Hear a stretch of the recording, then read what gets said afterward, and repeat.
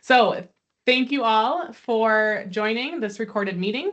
My name is Marie Renckens. I am a Group VP here at Beehive Strategic Communication.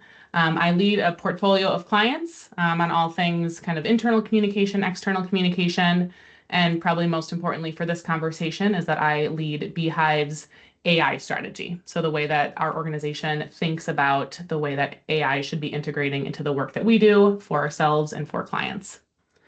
My partner here is Katy O'Neill, and I'll let her introduce herself. Hi, everyone. I am Katy O'Neill, and I'm an account director at Beehive. I've led thought leadership efforts for a handful of clients across different industries, supporting them through platform research and development, all the way to activation and evolution of that platform. And I also partner with Marie on advancing Beehive's AI strategy. Wonderful. So today we're here to talk about thought leadership in this era of AI. And so obviously this is going to be an Ask Me Anything style. So we want your questions. We expect your questions. We have a handful of questions that were actually submitted beforehand that we will go through. We also have a handful of slides that we can start with just to make sure we're all talking about the same thing today. So we'll start with a little bit of that backgrounding, and then hopefully we'll spend the bulk of our time answering your questions.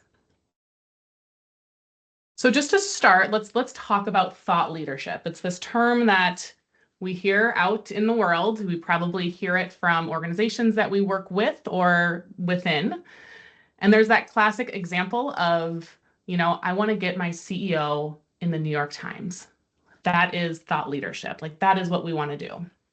That's the gold standard of this concept of thought leadership that so many people think of.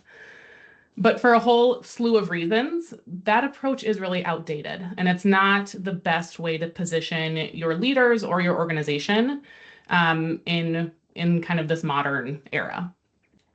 Modern thought leadership, the way that we see it work well with our clients and at other organizations that we're keeping an eye on, is really thinking through more of this kind of bench of leaders within your organization that you might be trying to prop up that have a point of view or a perspective that's useful, and not just looking at, getting them in a really high priority singular editorial publication, but really thinking about how they are showing up throughout earned media, shared media, owned media, paid media, and really seeing how they are showing up across that and throughout that entire content ecosystem. Because that's kind of the state of the game these days, right? There's not just one place that everyone is going for information. So when we think about thought leadership and just starting with kind of a classic, simple definition, we like to say that thought leadership is the practice of sharing original insights or expertise that does a few things. It can shape, influence, or help people understand and solve important challenges. So it's having this kind of unique point of view or expertise that you can offer that is somehow helpful to people understanding the industry, a trend, a challenge that they might be facing that can be really narrow and niche, or it can be broader. And when we are able to do that really well, it builds trust and credibility, right? And that can strengthen the reputation of your organization by being out there and being at the forefront of expertise and thoughts in the industry. It can attract talent. So when people see you out there and they see kind of the types of thinking that your organization is doing, they might say, hey, I want to be part of that. And it can create opportunities for growth. So that could be growth for the leaders in your organization. It could be business growth. It could be, reaching new clients if you're in that sort of industry, new customers by being out there and visible in a way that isn't just the traditional paid marketing. And you truly don't need to take our word for it. This is something that is kind of well vetted and well researched. It's not just us saying that. There's a really good business case for thought leadership. A couple kind of stats here. So I'd say first and foremost, the right people trust thought leadership. So 73% of executives say it's more effective than traditional marketing. So not just the traditional paid ads or sponsored content exclusively, that type of work. We are smart consumers, and executives are smart consumers of content. And they trust when they see thought leadership out in the world more so than when they see, those paid ads. 49% say it directly influences purchase decisions. So this isn't just an awareness tool or a perception tool, but it's actually influencing the decisions that executives are making in their day-to-day, which especially for, a B2B type of partnership is super valuable. And then we also know that decision makers are spending about an hour each week with thought leadership content. I think if you know any executives, you know that spending an hour each week on anything is a pretty high bar. So knowing that they are seeing this content and interacting with it in a way that influences decision making and influences perception makes it a kind of an undeniably powerful tool.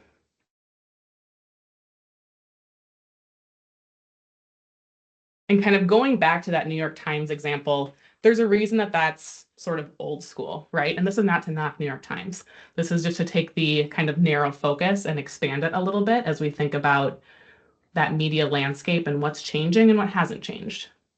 What we've seen change, especially in the last 5 years or so, is the rise of influencers and content creators. So thinking about podcasts, newsletters, Substacks, journalists who are moving from the kind of more traditional mainstream news to being independent journalists. There's more grassroots news. So what that means is that there's a much bigger fragmentation of news sources. We don't have the same trend in the past where everyone was going to a singular publication, or you had 30% of people going to a singular publication for their news. It's much more fragmented, which means we need our leaders to show up in a lot more places to reach that same kind of volume of people or to reach those right targets. We also know trust is getting pretty fragmented. Sources have different bias or are perceived to have different bias, and consumers are vetting them differently and using them differently. So again, that's that fragmentation. We've seen a lot. I think I just saw an article in the Star Tribune about this as well this week, is just this concept of shrinking newsrooms. We are seeing, the number of jobs lost, the hats that reporters are wearing. It's no longer, a singular beat that they are covering, but they are stretched thin and doing a lot of different things. And then finally, we obviously need to talk about the rise of AI. That has dramatically shifted the landscape in the last couple of years and will only continue to do so. In particular, the absolute onslaught and overload of content that's out there that is competing for attention in what has already always been a pretty crowded conversation and crowded marketplace. So all of these things are changing, and it kind of might seem like, yikes, what are we supposed to do about that as communicators? How do we break through? And I think what we can see, even when all that change is happening, there's a few things that haven't changed. One of those is that strong storytelling still wins, right? Like that is still what we need to kind of rise above. Telling relevant stories, making sure that we're covering things in a timely manner and commenting on things that are on a lot of people's minds. Those are essential. Without those, you're not going to break through. You're not going to get the attention of anyone that might want to cover a story. We also have seen, especially in the last couple of years, that amplification matters above all else. So when we think about getting a placement, kind of in that traditional term of getting your CEO in the New York Times, that placement, of course, is important, but it's everything else that you do with it that really makes it powerful. So it's how you use that placement in your internal communications. How are you using that to prop up leaders in your organization and build trust with the talent that you already have in place? How are you using it in your prospect or customer or client outreach to advance a conversation, to show that you are on top of challenges or trends that they might be facing? How are you using it on your social media channels? How are you repurposing it to get a speaking engagement at high priority, high visibility conference coming up next year? So there's all those pieces that I think are more important than ever. And then finally, just that relationships and credibility, that authenticity. So really being able to be human and real, especially at a time when there's a lot of AI. We've probably all read a lot of content that you read it 7 times and still have no idea what it said, because it's lacking that voice, it's lacking that authenticity, and it's clearly coming from a model that is not human, and that does not get us that authentic perspective. So that's kind of our quick, what is thought leadership? What are we talking about and why are we talking about it? Katy, I would love if you could talk a little bit more about why AI belongs in the conversation and how we are thinking about that. Let's do it. Like Marie said, we would be remiss to not discuss AI and its impact on media and thought leadership and content creation right now. AI is fundamentally changing and rapidly changing how we create, communicate, and connect with our audiences. The speed and ease of content generation has increased dramatically. What used to take writers, communicators, hours, days, or sometimes even weeks now takes mere minutes to create. But really, it's not just about that content creation. AI is also transforming how audiences consume and respond to information, like Marie mentioned. 95% of cited links in AI responses come from unpaid sources. And so what we're seeing is organic, authentic thought leadership content has never been more valuable for visibility and credibility today, because that is being rewarded tenfold as AI continues to give answers and support research for inputs. But like with any technology or really any invention, with every opportunity, there is challenge. And AI has created a lot of opportunity and a new set of challenges for thought leaders. We're starting to see that explosion of AI generated content flooding pretty much every single channel and forcing social media platforms to rewrite their algorithms overnight. And with that easy content generation comes the challenge of maintaining high journalistic standards. I'm sure we are all familiar with the AI generated clickbait articles or photos or social posts that are just seemingly flooding everything right now. We're seeing that AI generated content is lacking the human perspective and those genuine insights that audiences crave. I can speak on my behalf that when I can tell something is computer or AI generated, like Marie mentioned, my eyes just kind of gloss over. I'm not necessarily sure what it's trying to tell me. I don't know what the problem is or what their benefit is. And you're really less likely to read or trust that resource going forward. So just like that, audiences are becoming more skeptical as they encounter more generic and similar sounding content. So leaders and brands are facing the new challenge of how to stand out when everything looks and sounds the same. That's where thought leadership can come in. The key differentiator in that landscape is the authentic side of thought leadership. Content that reflects the genuine expertise, perspective, insight, or point of view from the leader who is sharing their thoughts. So it's kind of easier said than done sometimes when you say the differentiator is authentic thought leadership, but we like to boil it down into a 6-step framework, which starts with defining your point of view, which then becomes your thought leadership platform. Your unique perspective or point of view can really then contribute to those important conversations that you're having. What do you have to offer that conversation, the problem, the industry trend? Once you've established that, you can identify your authentic thought leaders. Who are the people in your organization that can share their real voices and have the credibility and expertise to join these conversations? We've seen time and time again that people want to hear from real people who are in their shoes, not from the brand. Once you've figured that out, then it's time to clarify your audiences. You have to know exactly who you are trying to reach and who you are trying to talk to and influence or educate or chat with. It's important to not boil the ocean here and try to talk to customers and prospects and employees and peers all at the same time, because those messages and those points of view differ. And also, when you figure out your audience, it's important to choose the right channels and the right formats. We know that C-suite leaders don't necessarily have the time to read, 1,500 word articles every single week. So how can we reach them quickly and with the right insights and straight to the point? Making sure that you are reaching your audience in the right place at the right time with the right messaging is the goal and the key to a successful and authentic thought leadership platform.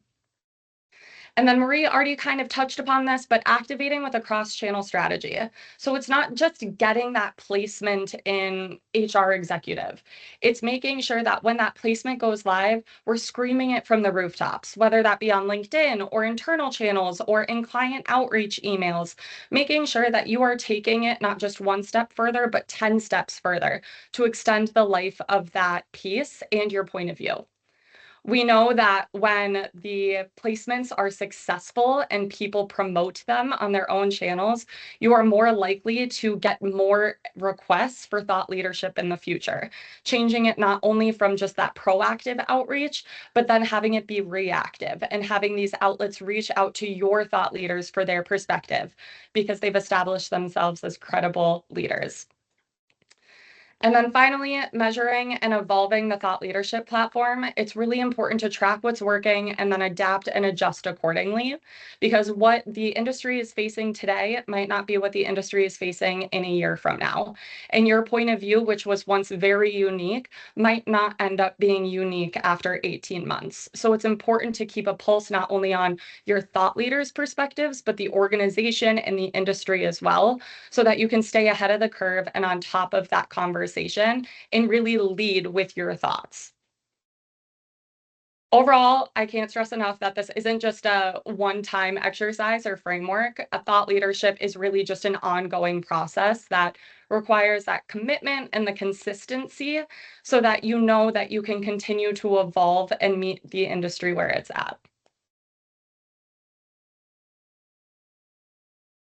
But with every application, we do run into some common challenges. So when you are applying and bringing to life thought leadership, we often hear some things from clients that are fairly similar across the board. So the first one is that platform point of view. Clients come and say, we don't know what to talk about, or we don't necessarily have a unique angle, or everyone's talking about this, we should be talking about it too. The solution here is exploring topics at the intersection of what audiences are currently needing or experiencing, that company and leader expertise, and then the market relevance. So finding where everything overlaps there to define that unique point of view. And then there's a possibility or an opportunity to leverage AI as that thought partner to better understand the trends and connection points. If you're not able to necessarily see where the market relevance ties in or the audience need comes into play, it's an opportunity to dabble with AI and figure out how you can get that input and better understand the connection points of those overlapping influences. And then we hear we don't have enough people or time because, like I said, thought leadership does take a lot of time. It's a lot of effort to send out the pitches or identify the story mining and then draft the pieces when you get placed and published. And so the solution here is developing those clear roles and responsibilities. It doesn't necessarily need to be a one-person show. It's important to make sure that everybody has a role in every content development from pitching, placing, reviewing, and finalizing. And then there's the opportunity to use and leverage AI to accelerate some of those more admin-driven or time-consuming tasks, such as research, brainstorming, first drafts, content merchandising. Once you have that 2,000-word byline, you feel a little unsure of how to best post it on LinkedIn and maximize the content. Pop it into AI and see how it can help you get a little further faster. And then finally, another common challenge that we often hear is that executives don't see the value in thought leadership or want to participate. It's really hard to put a specific dollar sign on the impact of thought leadership, but that doesn't mean it's not measurable and it's not impactful to a business. So from the very beginning, it's important to set clear expectations and tie thought leadership to job descriptions or goal setting, as well as business and organizational goals.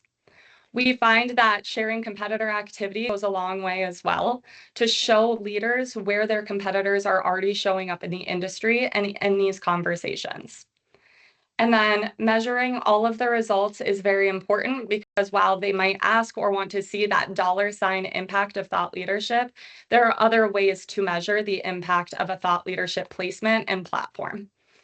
And then from there, reinforcing the wins. There's always really strong engagement on social where you can screenshot great comments, or you can reinforce the fact that one placement led to a speaking opportunity, which led to a podcast. Sharing how the system and the platform starts working when you put in that time and effort and consistency is a really great way to secure that leader buy-in. So that was a lot. It's a lot of solutions, it's a lot of challenges, it's a lot of steps to getting it all going. But really, the key is just starting small, being consistent, and then building that momentum over time. Because authentic thought leadership isn't necessarily just established overnight and posted on LinkedIn, and you just check a box and say you're a thought leader. But once you really get that platform to life, we see that it pays pretty significantly in the credibility and the influence and the business impact when it comes to life. So we promised to keep that quick, and I think we succeeded in that promise. We'd love to just open it up for questions now. So a couple ways we're going to do that.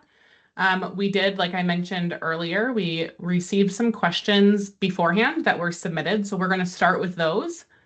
In the meantime, if there's anything that's come up while we've been talking today, or that you're wondering about either thought leadership or AI or the intersection of the two, drop them in the Q&A box within Teams here, and we'll get to those after we get to some of the pre-submitted questions.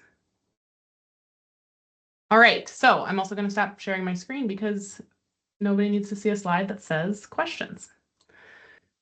All right, so let's start. The first question that we received here in advance, which I think is a good one for good fundamental one for this conversation, is what are the best practices for navigating misleading information and using AI transparently? So this might be speaking to things you've heard about AI making things up or ethical issues with AI. So Katie, do you want to take that one?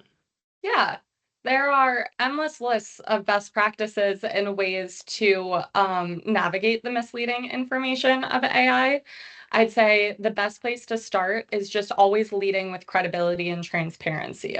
So checking your sources first and foremost, and always clicking every single link that ChatGPT, Claude, Perplexity provides you. And no, don't take anything as face value. I think it's important that we remember AI is a starting point for any content generation and not that final product. So just like you would in any other research you're doing, making sure that you are summarizing and analyzing and vetting and research output or link or resource the way you would with your own research. Because I think that's when plagiarism or hallucinations or things like that really starts to happen, is when people just go, oh, this is great, I'm going to use it as it is. And when it comes to citing things, we just, with thought leadership and with bylines, something as simple as according to HBR and providing the link to the direct source goes a long way. It's not like outlets are necessarily doing AP style or APA style, things like that anymore. It's just those direct links to prove that you found where you got this resource, you vetted it, and it's from a reputable source. It is from HBR, Forbes, the like, and not, AI.com/best practices, things like that. Awesome.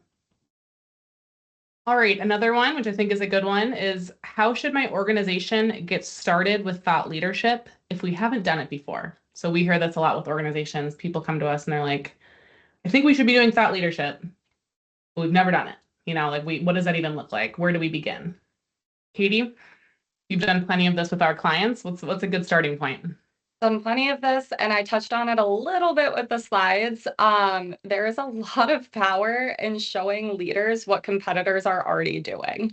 I think that is a really good incentive to show, look, this organization, this leader, the CHRO, COO is already in this conversation. They've already had this article, they're posting it. More often than not, I feel like we hear leaders who go, oh, we can take it even a step further. And they just have to see it in action to better understand what that means, what thought leadership means. We often hear as well, I'm not a thought leader. And I think showing the examples of how thought leadership comes to life really helps a leader better understand what that can look like for themselves. I think the word leader can be somewhat of a pause. So it's really important to consider your own point of view and not necessarily frame it or put too much stake in thought leadership, but really trying to hone in on what that unique perspective is and the story you want to tell, and how your organizational goals and the leadership goals all fit into that. Awesome. All right, this is a question we again touched on this one, but hear this. I think I have to say this, we hear this with every single client we work with when it comes to thought leadership, and that's just how do we get busy leaders on board and how do we get them started, right? I think that is a pretty common issue. And I think first and foremost is really connecting thought leadership to business goals. So if your organization is, really focused on revenue growth or on recruiting or culture or reputation, whatever it is, we need to be able to draw a direct line from the thought leadership work that we are proposing or doing to those bigger objectives. I think the other piece with leaders, like we have to make it easy, right? Like we need to be providing drafts of things. We need to be ghostwriting. We need to be briefing them with the exact amount of information that they need to be successful for something like a podcast interview, right? We need to make sure that they are in a place where they can, review and approve. And a lot of that is going to take some trust building. But whether that's with your internal communication team, sometimes it's with chief of staff, sometimes, agencies, of course, are coming in to support on that. But really building that trusted relationship and making it as easy as possible for executive leaders or leaders who are at, VP levels or other levels. It's a lot of work, but it is probably the only way that it ever actually gets done. We have also seen that starting small is really helpful. So again, we don't need to be coming in hot and telling our VP of sales that they need to be getting a byline, speaking at 3 conferences, posting every day on LinkedIn and becoming like a LinkedIn influencer. And they need to do all of that by November of 2025, right? Like that is going to feel and be overwhelming, and it's going to be more effort than it needs to be. So what we've seen is starting small, right? So like, can we set much more attainable goals, like 1 LinkedIn post every other week for a leader, if there's someone who's starting from nothing, right? That's going to still feel like a big jump for them, but it's also going to start to create that steady drumbeat of presence that's out there. Doesn't have to be a huge keynote address or a large byline in a target publication. It can be starting smaller, which helps build confidence. It helps build skill sets. It helps build that voice and point of view while still supporting those larger thought leadership goals. I'd also say starting small supports the market relevance as well. Sometimes the leader thinks that their idea is unique and a hot take and ready to go and market ready. But once you start pitching it just to a few places, you might be getting feedback from outlets that, we've been covering this. This isn't really top of mind for our readers. And when you're starting small, you're able to adjust accordingly and listen to what the media or the audiences need as well. Before we move on with some additional questions, does anybody on the call right now have any questions they wanted to throw into the mix?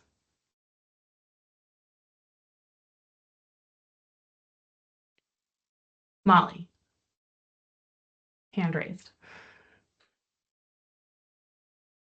Oh, but you're on mute. Oh, is she able to come off mute? Oh no, she's been silenced. Can you drop it in the Q&A box, Molly? I'm sorry.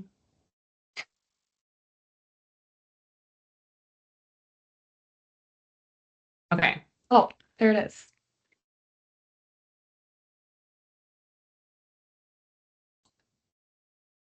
Okay, so Molly's question is, with everything changing so rapidly, how do you keep the increasingly larger number of thought leaders in your company appraised of the current preferred messaging? Katie, you want that or you want me to take? I think we probably have the same answer. So So go for it. I would say it's nice to have one person who reviews all of the content with the most current messaging um, in mind. That being said, it is expected and assumed that the messaging is never used verbatim in thought leadership. So, what a CEO would say versus what a CHRO would say or a CEO would say might all have the same theme, but isn't necessarily going to be used as a script. So it's understanding what is non-negotiable in terms of that messaging and what needs to be used and leveraged accordingly, while also accepting some flexibility in the way that it is said, which is a little bit different than how key messages are used, from an organizational sense.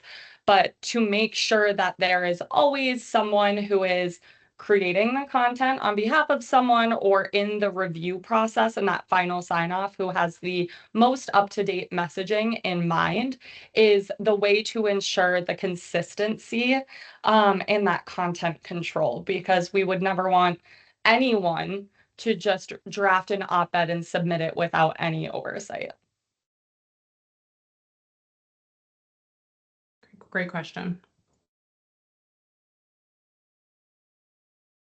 This is another question that was submitted that's actually a little bit related, which is which leaders should be doing thought leadership in my organization? Like who should be doing this? Katie? Yeah, I think it really depends on your organization and your leaders. It's not necessarily just always the CEO or the CMO or someone with a C in their title. It's really dependent on the leaders who have the credibility and the expertise in their areas, as well as the people who are aligned to your business strategy. Sometimes your CFO might have really strong expertise, but if you aren't necessarily in the financial industry, it doesn't make sense for that person to be your thought leader. And one thing that we're seeing now, especially in the 2025 Edelman Trust Barometer, is that technical experts are actually ranking among the highest and most trusted people, which means that people want to hear from the experts who are actually doing the work, the people who have their hands in the work, who are deeply involved in it, not the people just creating the strategy or overseeing the work. And so it's important to keep that sense of trust and credibility in mind when you're recruiting, let's say, your bench of thought leaders, because you want to make sure that you not only have that diverse voice from all different types of leaders and all different backgrounds and expertise, but also that the people who you are recruiting are credible enough to talk about the work and the story that they're telling. Awesome. We got a question about measurement. So how do you measure thought leadership? And I think we, touched on this a little bit earlier, where it might be sort of challenging to say, our thought leadership efforts have led to X dollars in revenue. But there are other, really important metrics. Obviously, everything needs to tie back to those broader business objectives. So that's where we need to start, right? Again, are we trying to grow within a single industry vertical? Are we targeting a certain region that we want to be really present in? Is it general brand awareness? Thought leadership, you can tie pretty directly to those things. From there, there's a bunch of different metrics that you can look at. We can look at engagement metrics like media mentions or social engagements. We can look at speaking invitations. We can look at, business outcomes, I guess would be another category. So we could, look at sales leads or partnership opportunities. Could be a stronger recruiting pipeline. You might have a hard time saying that it's a direct causation, but certainly it's a relevant contribution to those types of improvements. We have one client where we got a little more creative than that when we were trying to get some of their executives a little more visible, and we made a point system. So we kind of came up with our own index that shows, if you participate in this type of thought leadership activity, like a conference, that's worth X points. If you are posting on LinkedIn, that's worth 1 point. If you are, at a speaking event, or if you're writing a byline, that's 30 points. And that's because it's, targeted to your audience and it's higher impact. And what we found there is, it gamified it a little bit, and it got people to take something that was very maybe theoretical and put some harder numbers behind it, which is proving successful. So that's kind of another fun way that we can look at measuring thought leadership. Katie, it looks like we have one more question in here on AI tools. So do you want to talk a little bit about what AI tools we have used or that you'd recommend for thought leadership? Yeah, of course. It really is user dependent, I think, in a lot of cases. Similar to how some people are Google people, other people are Yahoo or Bing people. I think when you choose your AI platform, it is similar like that. But generative AI platforms are really great for brainstorming, thinking back to how you want to see where your expertise aligns with your organizational value and the market relevance. You can use generative AI tools for that, as well as drafting outlines or becoming a thought leader or a thought partner in the content generation. So when I say generative AI, that means ChatGPT, Perplexity, Claude, and then also Copilot in some cases. If you're a Copilot or a Microsoft organization, those can be great content partners.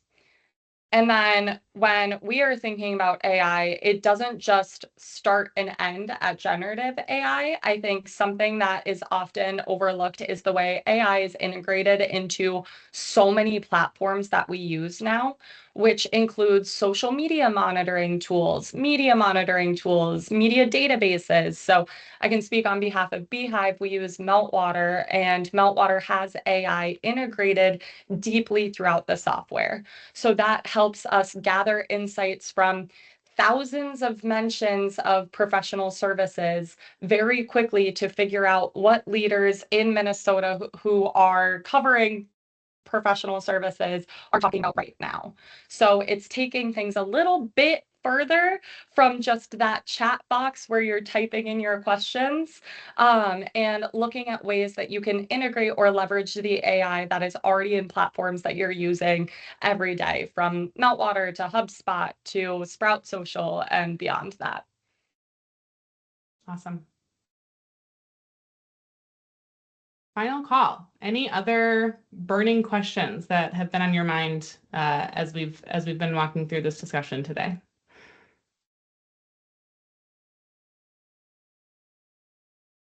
All right. Well, thank you all for joining. You will be getting a recording of this, and certainly feel free to reach out if any questions arise, or if you want to talk any further about any of this. We'd love to. Thanks, everyone. Thank you. Bye.